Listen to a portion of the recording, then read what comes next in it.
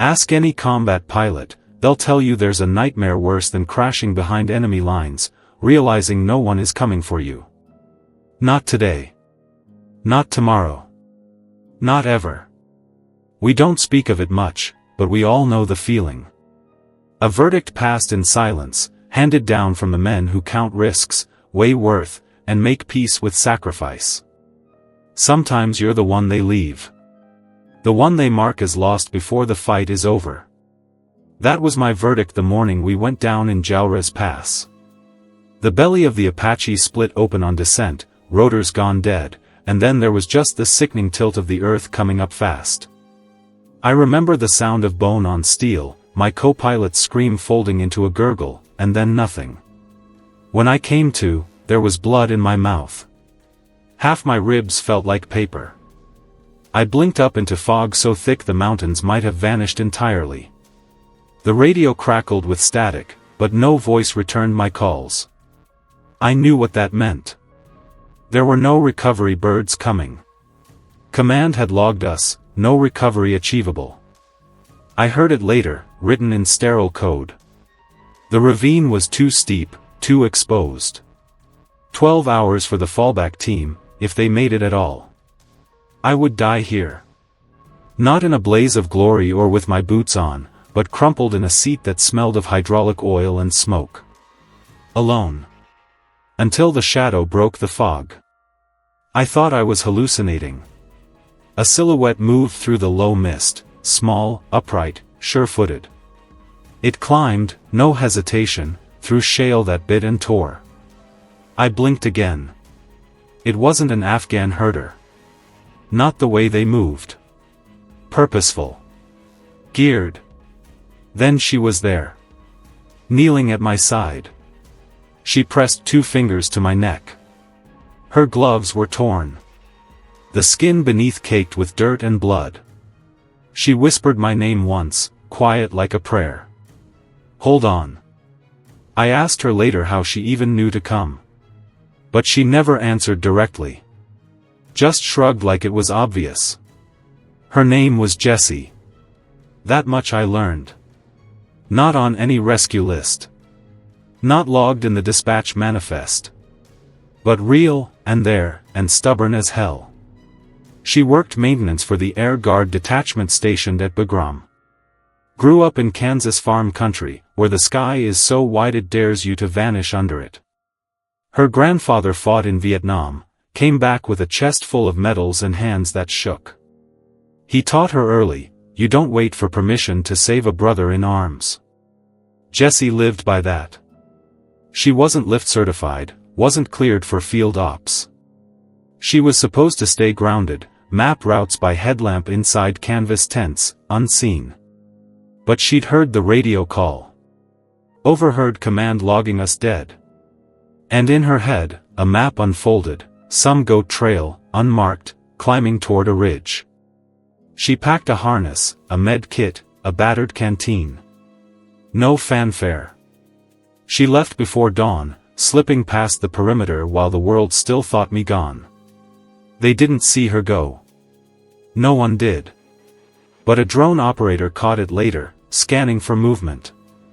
A faint heat signature. Dismissed as a herder.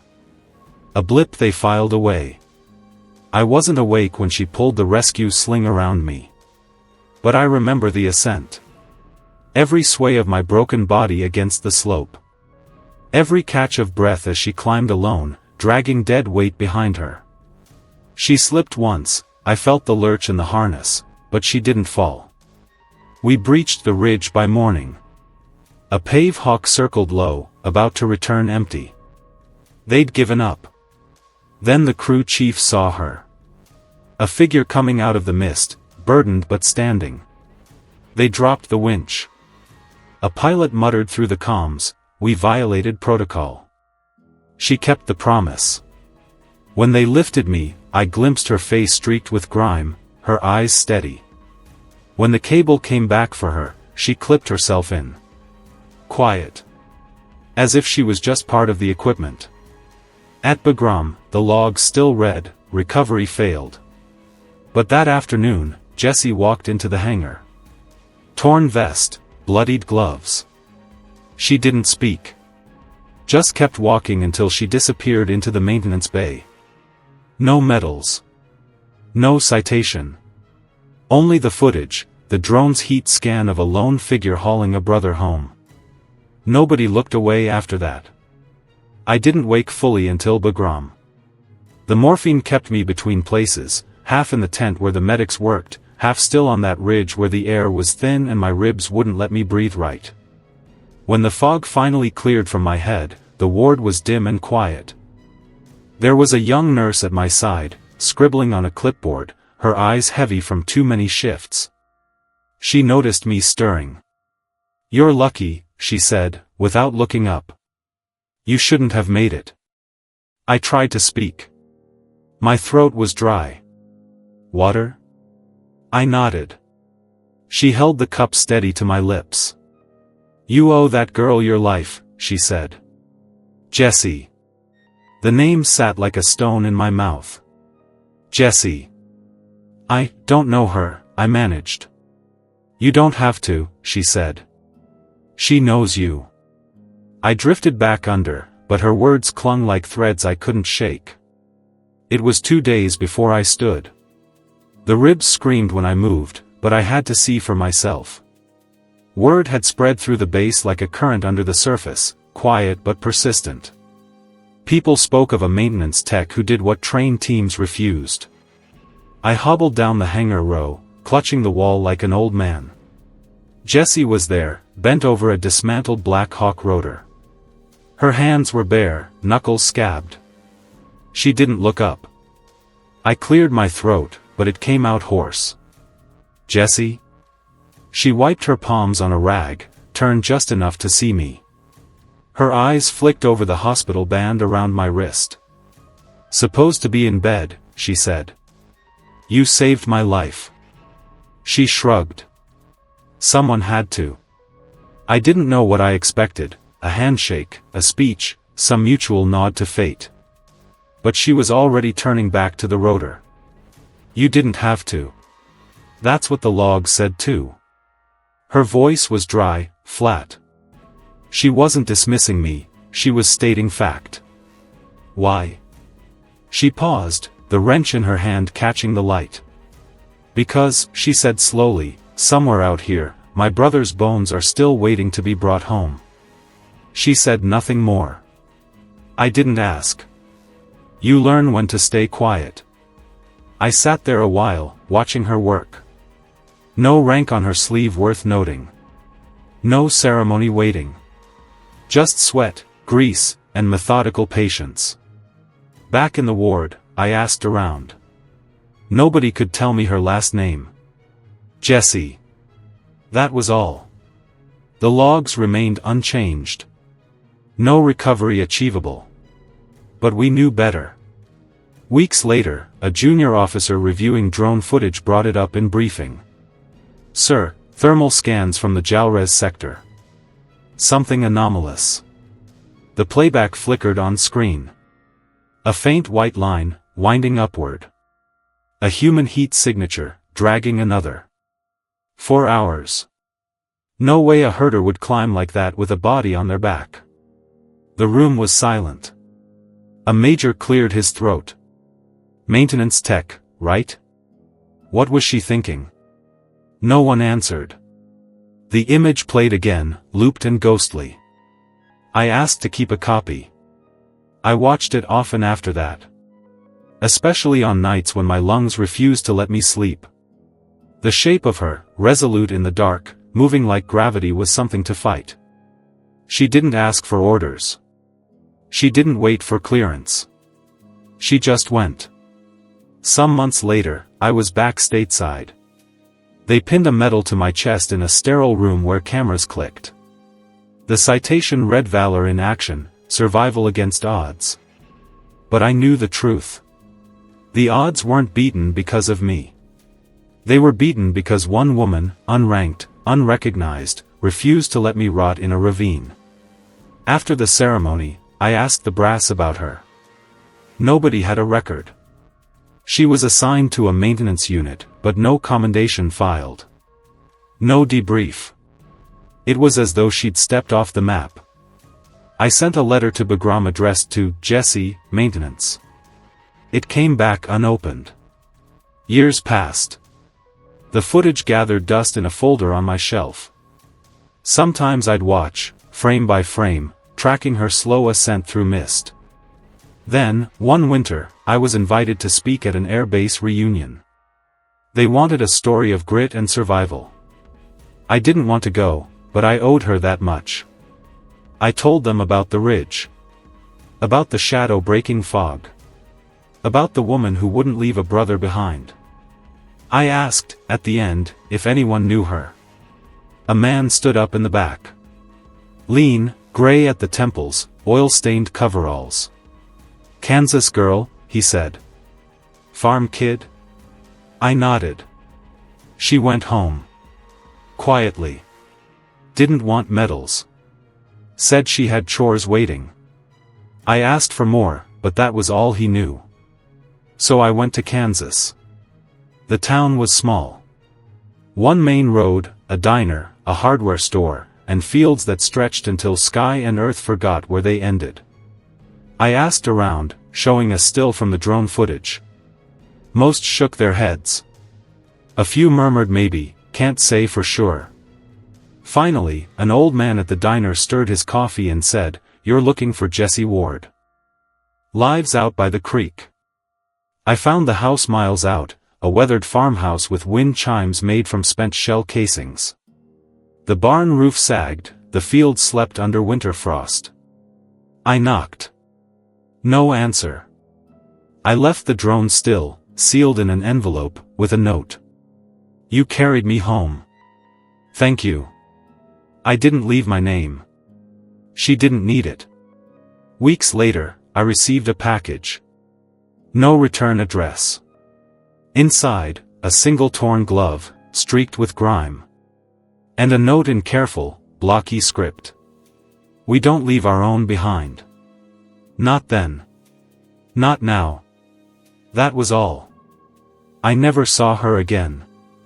But I keep the glove, framed beside the medal they gave me. Her name isn't in the reports. But ask the men who knew, who watched that grainy footage. They'll tell you. Some heroes don't need to be asked. They just go. The years didn't soften the memory. Time passed in the usual way, months became years, medals gathered dust, my bones ached with weather shifts, but that morning on the ridge stayed sharp. Like a thorn beneath the skin, impossible to ignore even when you told yourself to forget. I didn't forget. They asked me once, at a gathering of old pilots in a sterile VFW hall, what scared me most from the war. Not the crash. Not the enemy. Not even the moment I realized my co-pilot's eyes had gone glassy and cold. It was the hour afterward. When the sun rose in a fogged-out sky, the world silent, and I knew, without a voice needing to tell me, that no one was coming. That was the worst. Not the dying. The being forgotten. But Jessie didn't forget. Somewhere inside her, beyond regulation, beyond duty, there was a map. A quiet resolve stitched into the marrow of who she was. It made her carry a broken man out of a death zone because leaving wasn't an option. Not if you remembered the code. Never leave a fallen comrade. She wasn't issued that order. She inherited it from her grandfather, from soil that remembered the weight of sacrifice. Kansas dirt, turned by hands that built and buried in equal measure. When I returned to that town years later, her trail had gone cold again. Neighbors remembered a girl who fixed things, who walked the fields at dusk tracing paths in the dirt like she was still mapping the mountains she never left behind. She stayed single. No family I could find. The farmhouse stood empty. A storm had torn half the roof off one summer and nobody repaired it. But the wind chimes still hung. Spent casings, tinkling like distant bells. I stood there under a sky so wide it swallowed sound. The mailbox was rusted shut. No name anymore. Just flaked paint. I wanted to believe she was out there somewhere. Maybe in another state, another field, still patching machinery, still drawing invisible maps in the soil. But part of me knew better. Some people live like that, their lives burning in brief brilliance, then folding back into silence. That didn't sit right with me. So I wrote it down. The story of the ridge, the shadow in the mist, the ascent one step at a time. I wrote it not for command, not for the records they'd never update, but for those who came after. For the ones who needed to know that sometimes salvation doesn't wear rank, doesn't announce itself.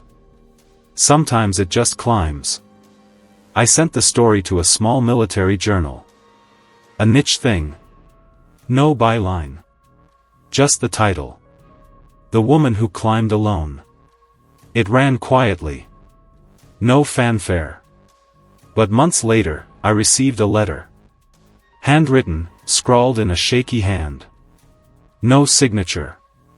Just. Tell them I didn't climb alone. You climbed too. Every step. I framed it beside the glove. There's a footnote to all this.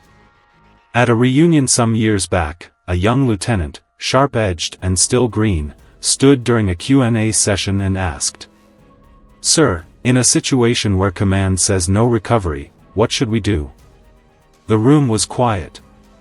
Gray-haired men, scarred and tired, looked at each other but said nothing. I stood, slow and deliberate. The pain in my side never left, but neither did the clarity. "You climb anyway," I said. He frowned, confused. What if it's against protocol? I looked around the room, at men who knew loss, who'd buried too many brothers. If you can live with the fog lifting and no shadow coming for you, then stay behind your lines. But if you can't, you climb. Nobody spoke after that. But I saw the nods, subtle, quiet. They knew. We don't leave our own. We don't wait to be asked. We just go. I returned to Kansas once more, years later. I don't know why. Maybe because winter had come again, and I could feel it in my ribs, the places Jesse's harness had pressed against my chest, bruising what little was still whole inside me. Or maybe because my son was old enough to ask me plainly, "Dad, why didn't you die that day?" I didn't know how to answer that. Not fully. So I went back. The farmhouse was gone. Only the foundation remained, overtaken by tall grass and vines. The wind chime still hung from a half-standing beam, moving gently in the breeze, clinking soft like distant dog tags. I stood there a long time. Down the slope, where the fields leveled out, I saw a wooden cross. Simple, weather-worn, half-leaned from years of wind. No inscription. But someone had placed a stone at its base. A smooth river stone, black and oval. On it, scratched faint and crude, was a word. Brotherhood. I stood in silence. Something settled in my chest, heavy but sure. I'd found her grave. Or at least, the place where someone remembered her. It wasn't marked in any official capacity. No flag. No brass plate. Just a cross and a word. But that was enough. I bent slowly, pain blooming along my side, and placed my coin beside the stone, an Apache Challenge coin I'd carried since my first deployment. I pressed it into the dirt. "We don't forget," I whispered. And I meant it. In the years that followed, I kept telling the story.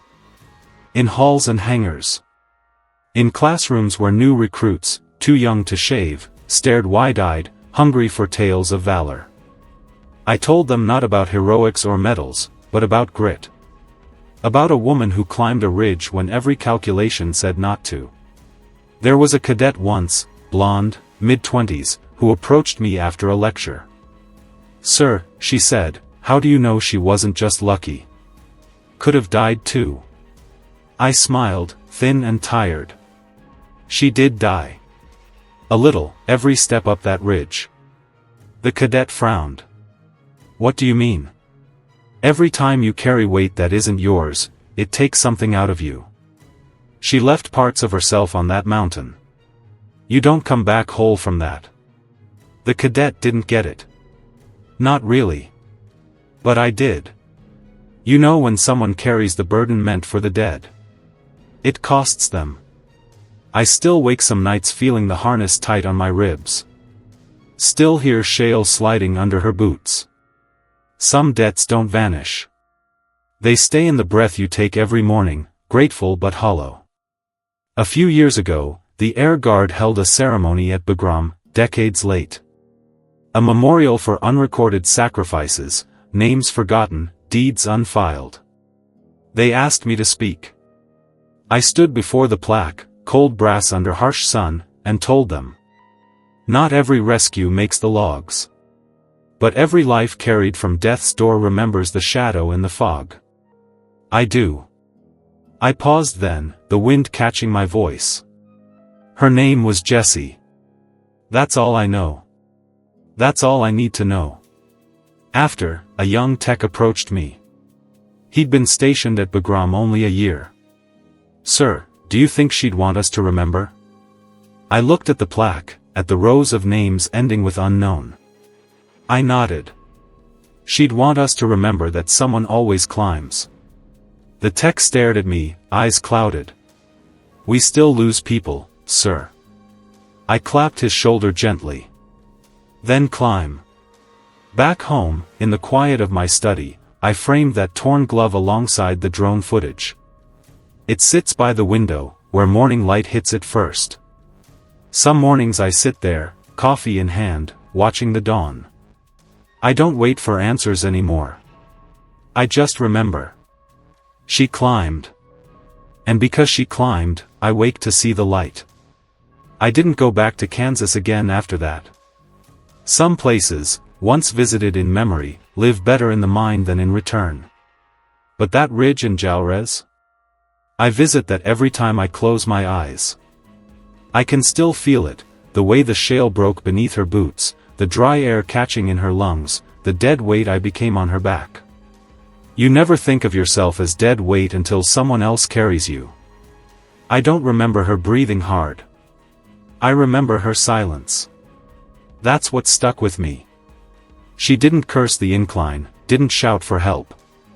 She climbed with the resignation of someone who knew no one else was coming. That was her clarity. She went because no one else would. We all have our ridges. Some we climb for others. Some we pray someone will climb for us. It wasn't long after the memorial that I started receiving letters. Emails from soldiers, airmen, Marines. Stories not unlike mine, people left behind, assumed gone, but rescued by ghosts. Unnamed, unrecorded. One Marine wrote me. Sir, when I was pinned outside Sanjin, it wasn't my squad that pulled me out. It was a local interpreter. No weapon. Just dragged me through the dirt. Don't even know his name. I read that and knew, Jessie wasn't alone.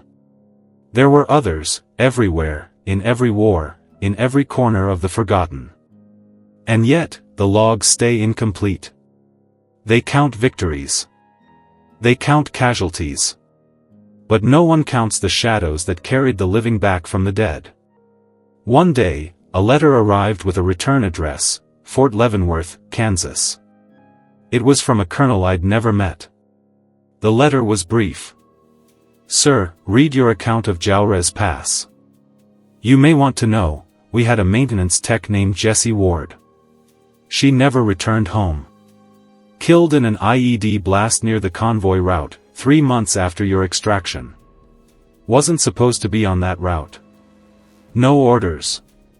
Just showed up. Saved 2 mechanics before the second blast took her.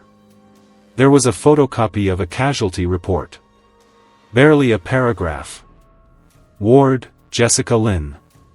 Civilian contractor, Air National Guard maintenance.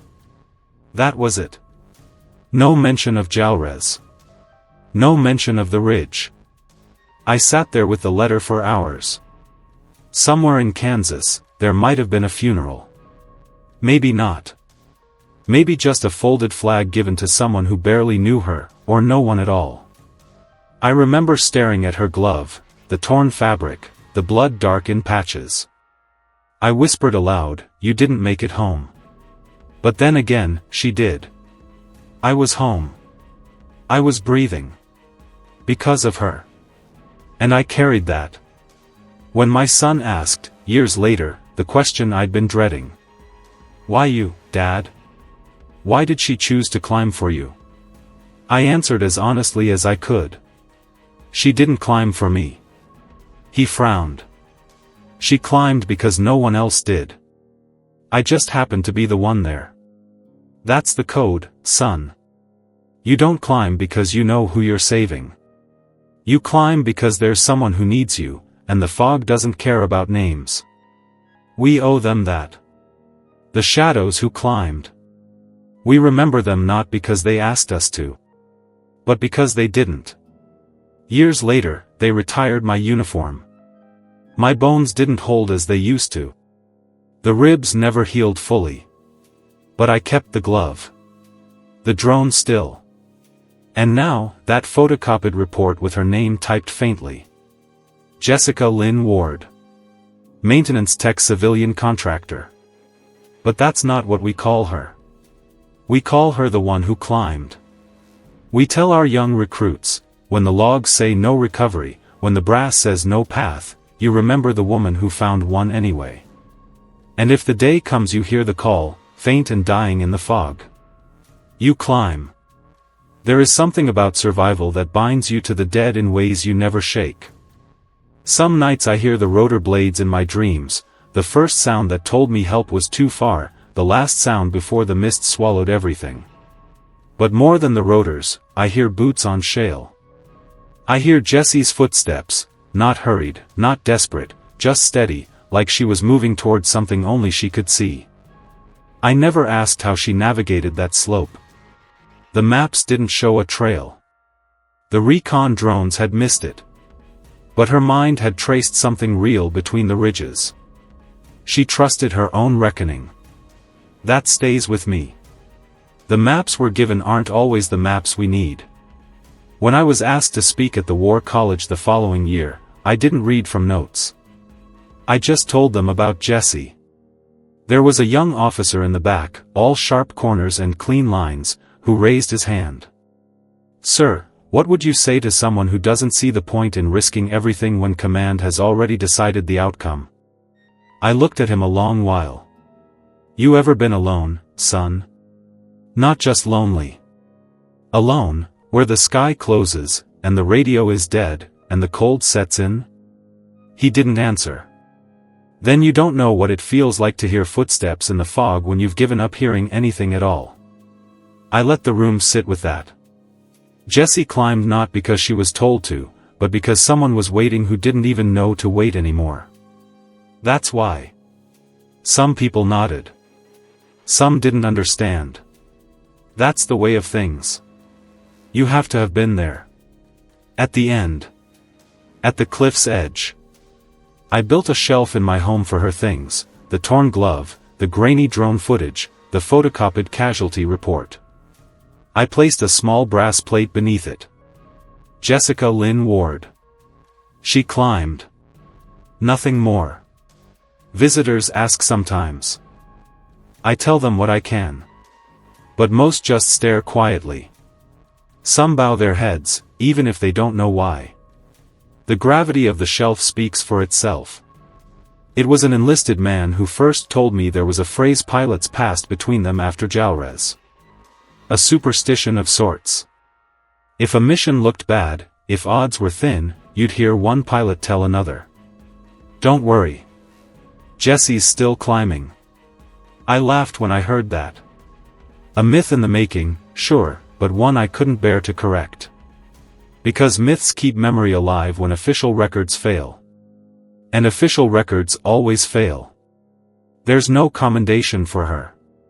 No medal for civilian contractors who break protocol. Her name doesn't mark a wall. But we carry her anyway. On the 20th anniversary of the crash, I climbed again. Not Jalrez, I wouldn't have made it halfway. But a trail near my home, a ridge that overlooked the town where I'd settled. I went alone. Slowly, ribs still aching, knees stiff. At the summit, I sat and waited for the sky to brighten. I didn't speak. I just listened. To the wind, to the pulse in my ears, to the silence that isn't silence at all but the world breathing around you. I imagined her steps behind me, boots pressing into dirt. I whispered, still climbing, "Jesse." The wind answered in kind. I left a stone on the ridge. Not marked. Just a stone. Someone might find it, maybe wonder. But it wasn't for them. It was for her. When I was invited to Bagram for a retrospective years later, a young tech showed me a plaque. It was nailed discreetly to the back wall of the hangar. No fanfare. No ceremony. It read, "For the ones who climb when the maps run out." No name beneath it. Just that. I ran my fingers over the letters, etched by someone who understood. We don't always need names to remember. Sometimes the act is enough. The climb is enough. But for me, for the man who lived because of her, I remember her name every dawn. Jessica Lynn Ward. She climbed. I was in my 80s when my granddaughter asked me what my proudest medal was. She was holding a little box of them, fascinated by their gleam. I pointed to the glove on the shelf. She frowned. "That's not a medal, Grandpa." "No," I said. "It's more." I didn't explain. Some things, you just pass down in silence. But one day, she'll know. When the fog sets in and someone has to climb. Because that's the oldest code we have. Older than rank, older than war. We climb. We don't wait. We don't ask. We go. I still keep that drone still, grainy, blurred, ghost-like. A figure in mist, burdened, upright. Some nights I stare at it, and I swear I can hear the grit under her boots, the air thinning, the slow defiance in every step. She moved like the mountain had no say in the matter. We live because someone decided we were worth the climb.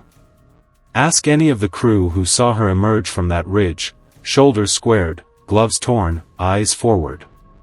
They'll tell you. Real heroes don't wait to be asked. They just go. She wasn't a soldier that day.